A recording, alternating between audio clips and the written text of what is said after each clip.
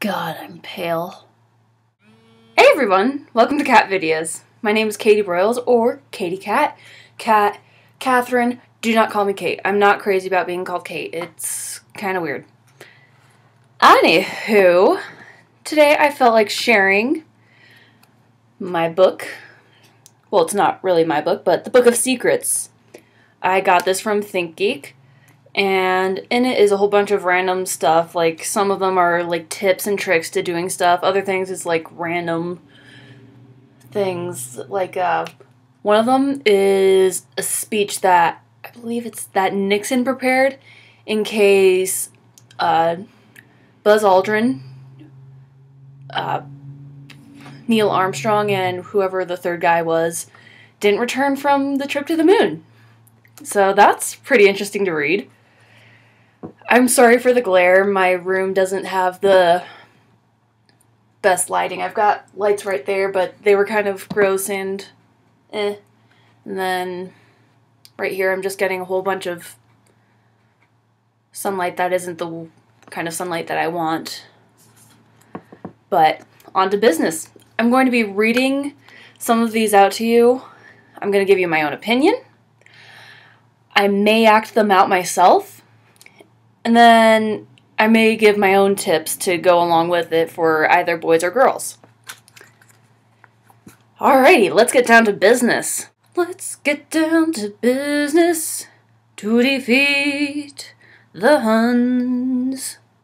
Number 1. Work on your entrance into a room. Pause when you enter the room and survey the scene. Put your shoulders back and then continue walking. For girls, this is basically put your boobs out. For guys, this is check out my pecs. Yeah, they're so muscular. I can move them just like. I can't do that. I'm sorry. Got a little weird, but basically, yeah, you do want to leave an impression when you enter a room. Maybe you don't know if there's anyone cute there, maybe you do. But in this case, I would probably walk in like, hey, what's up? I don't know. Just do something fun. Just take a look around, see if there's anyone worth your time, and just like kind of act cool, I guess? Like, put on the glasses.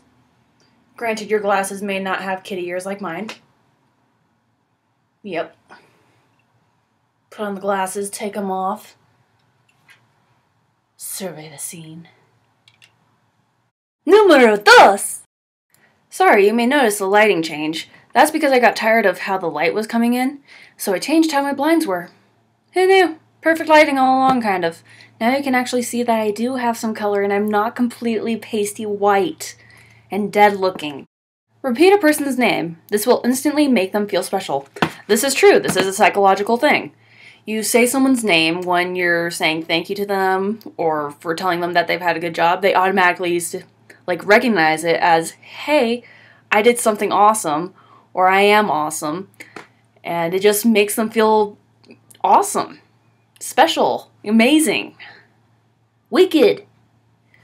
I'm thinking of more words. Cool. But yeah, saying someone's name not only makes them feel special, but it helps you remember it better. So that when you meet them, you'll be like, oh hey, how's it going? I remember you. We met at that party. Your name's so-and-so, right? And they'll be like, oh my god, yeah! But yeah, that's kind of why it's important to repeat someone's name. And it's important for 2 reasons. Gets them to notice you, makes them feel special. They find you more attractive for finding you attractive. Date and use a nickname. The 2 of you will form an instant exclusive bond. Just know, do not do that. It's just, for me personally, I find it really creepy. It's like forcing that connection to happen when it should happen naturally, and you can save, like, figure out if you even like the person first. This is just flirting.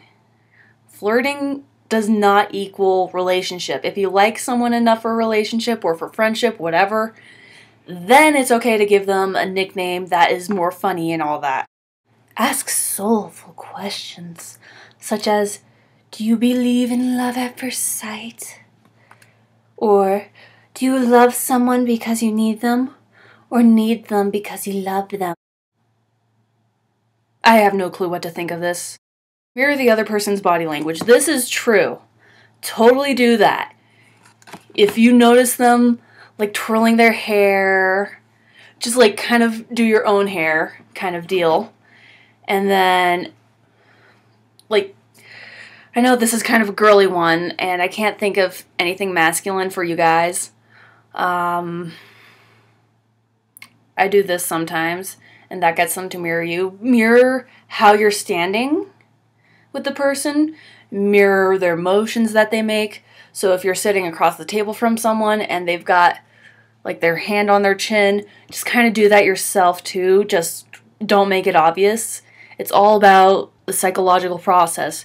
Because when you see someone mimicking your own moves and you don't notice it consciously, you notice it subconsciously, you start to think, man, I like this person. I really like this person. We're similar. When really you're just like, hi, I'm mimicking your movements. Yes. Fiddle with that hair. Yes. Just fix up your shirt and all that. Wear or carry something unusual. It can be a handy talking point. My sunglasses have kitty ears. They point up still, even if I put them on my head. So I always have kitty ears. And like the past few weeks that I've had these, I bought them just recently, I've been getting a lot of compliments on them, and I'm always like, oh yeah, I got them at Blackhound Gallery and all that. Be upbeat. Don't dwell on any problems or personal troubles. Yeah. Nobody wants to hear about you talk about your ex-girlfriend or your ex-boyfriend. It's kind of a downer. People tend to like happier people. Hence why most of the time conversations are like, oh, what's your favorite movie? What movies make you happy? What are your favorite foods? All that. You always talk about things that make you happy. See? It's not that hard. Think of all the happy things, like puppies and kittens. Reveal your inner wrist. It makes you appear vulnerable and ripe for seduction. Look at me. I'm ripe for seduction. I taste like skin. Only cannibals will like that. I'm sorry. I don't understand that at all. Aim for an accidental touch. This is easy for girls. Really easy for girls to get away with. Because we can just do like the touch your arm or shoulder or whatever. For guys, I'm thinking like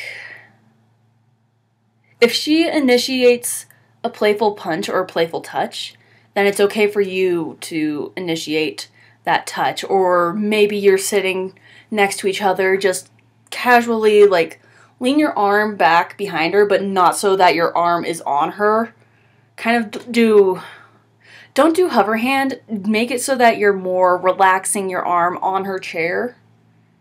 Not so much, oh, you're hot. Let me make out with that face.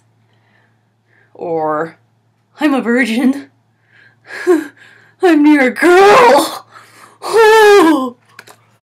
Oh, this one, it actually gives a good example, like reaching for the door handle at the same time, incidentally. Another good one is, like when you first meet them, just be like, hey, my name is so-and-so. What's yours? Hand. Because palms actually, like touching people's palms, actually increases trust. Fun stuff right there. Subtly rub your thigh in a rhythmical and repetitive manner. It will subconsciously draw the attention of the person you're talking to toward the groin area. Yeah. Reminds me of this one game. I can't remember the name of it, but it was played a lot in middle school and like freshman year of high school. But let me give you kind of like an idea of what it is. So, one person puts their hand down here, someone looks at it, you get to punch them. So, person like, oh yeah, blah blah blah blah blah blah blah blah blah. You like kind of move your hand around, or just like keep looking at your own hand to kind of draw them to your hand, and then they go, oh hey, oh, and you're like, ha ha, bam, but probably not as violent. So I'll be trying to come out with videos each week about different things. Sometimes it might be from this, sometimes it might just be something random. Click like and subscribe. You guys are awesome, and I hope you enjoyed this video. It's my first one, so I'm sorry for some of my weirdness and derpiness and all that, but it's just one of my special quirks that I have that makes me endearing. Toodles!